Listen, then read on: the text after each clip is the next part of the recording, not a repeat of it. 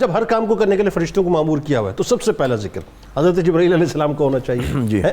اور حضرت جبرائیل علیہ السلام ظاہر ہے چونکہ دوست بھی ہیں میرے آپ کے سرکار علیہ السلام کے، یار بھی ہیں اور آنا جانا رہتا تھا آپ کا، تو پہلے تو ان کا مقام و مرتبہ، ان کا تعارف اور ذرا ان کی ذمہ داریوں کے بارے میں بتائیے کہ اللہ تعالیٰ نے حضرت جبرائیل علیہ السلام کو کن کن ڈیوٹیز کے اوپر ڈپیوٹ کیا ہوا؟ جی بسم اللہ الرحمن الرحیم۔ آج ملائکہ کا اور فرشتوں کا ذکر ہو رہا ہے۔ پہلے میں قرآن حکیم کی ایک آیت عرض کرتا ہوں، ان الذین قالوا ربنا اللہ ثم استقاموا تتنزل علیہم الملائکہ الا تخافوا ولا تحزنوا وابشروا بالجنۃ التی کنتم توعدون۔ تو اللہ تعالیٰ فرماتا ہے کہ جو ہمارے بندے استقامت اختیار کرتے ہیں تو ہم ان کے اوپر فرشتے نازل کرتے ہیں، ان پہ فرشتے نازل ہوتے ہیں، وہ ان کی مدد کرتے ہیں۔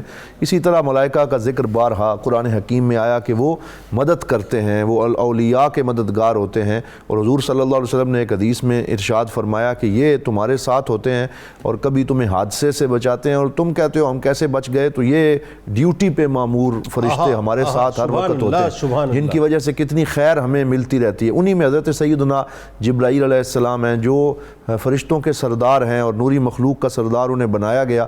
اور ان کی سب سے بڑی شان میں تو یہ سمجھتا ہوں، جیسے آپ نے کہا کہ حضور صلی اللہ علیہ وسلم کے ساتھ ان کو جو ایک خدمت کا شرف ہے وہ ایسا ہے کہ سرکار نے فرمایا وزیرا یا فی السماء و وزیرا یا فی الارض، میرے دو وزیر زمین پہ ہیں، میرے دو وزیر آسمان پہ ہیں۔ تو زمین کے دو وزیروں کا نام ابو بکر و عمر ہے اور آسمان کے دو وزیروں کا نام جبرائیل اور میکائیل ہے۔ سبحان اللہ۔ یہ تو سرکار دو عالم کو جو سلطنت بخشی گئی ہے، نعمتیں بانٹتا جس سمت وہ ذیشان گیا، ساتھ ہی منشی رحمت کا قلمدان گیا۔ یہ منشی رحمت کے قلمدان ہیں، یہ وزارتیں ان کو بخشی گئی ہیں، سرداریاں بخشی گئی ہیں۔ کیا بات! حضرت سیدنا جبرائیل علیہ السلام جو ہیں ان کی بیسک ڈیوٹی اور ذمہ داری تو پیغام رسانی ہے۔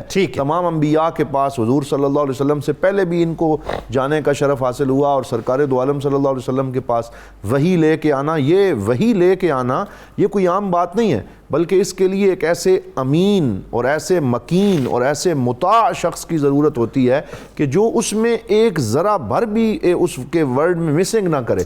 اسی لیے اللہ تعالیٰ نے قرآن میں یہ تینوں شانیں حضرت جبرائیل کی ذکر فرمائی۔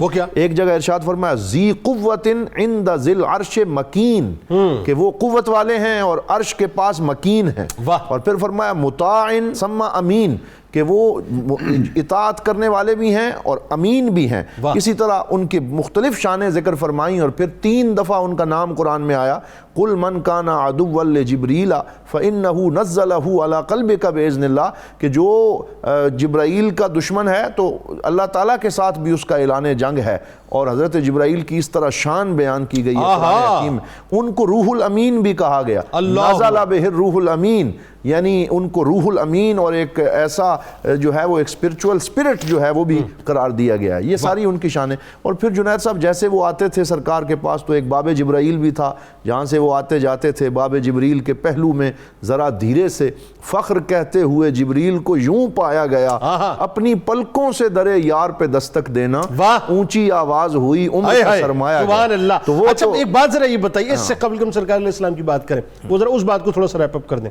یعنی میں اس بات کو یوں سمجھوں کہ حضرت آدم علیہ السلام سے لے کے نبی کریم صلی اللہ علیہ وآلہ وسلم تک کم و بیش 1,24,000 پیغمبروں کے پاس جس ہستی کی ڈیوٹی تھی صحیفے لانا یا وحی لے کے آنا، وہ حضرت جبرائیل علیہ السلام تھے۔ اس کا مطلب آپ نے تمام انبیاء کرام علیہ السلام کی معیت بھی اختیار کی، معیت ان کو نصیب ہوئی ہے، صحابیت بھی اختیار کی، صحابیت بھی نصیب ہوئی۔ یہ دیکھیں نا بڑی اہم بات، بالکل تمام انبیاء کے پاس آئے اور وحی لے کے آئے اور اس میں ان کو یہ شرف نصیب ہوا۔ لیکن سرکار دو عالم صلی اللہ علیہ وسلم کے ساتھ ان کی محبت یہ ہے کہ حضور فرماتے ہیں کہ ہر سال میرے ساتھ جبرائیل امین قرآن کا دور فرمایا۔ سبحان اللہ۔ یہ بھی ان کو جس سال سرکار کا وصال ہوا تو 2 دفعہ جبرائیل امین نے قرآن کا دور فرمایا، اور وہ حضور ان کو سناتے، وہ حضور کو سناتے صلی اللہ علیہ وآلہ وسلم۔ اور پھر یہ بھی دیکھیے کہ حدیث جبرائیل بخاری شریف میں ایک بڑی مشہور حدیث ہے، اس کی طرف بھی میں ریفر کرنا چاہوں گا کہ وہ معلم البشریت بھی ہیں، کہ انسان کو سکھانے والے ٹیچر بھی حضرت جبرائیل ہیں۔ کیونکہ اس حدیث میں حضرت عمر فرماتے ہیں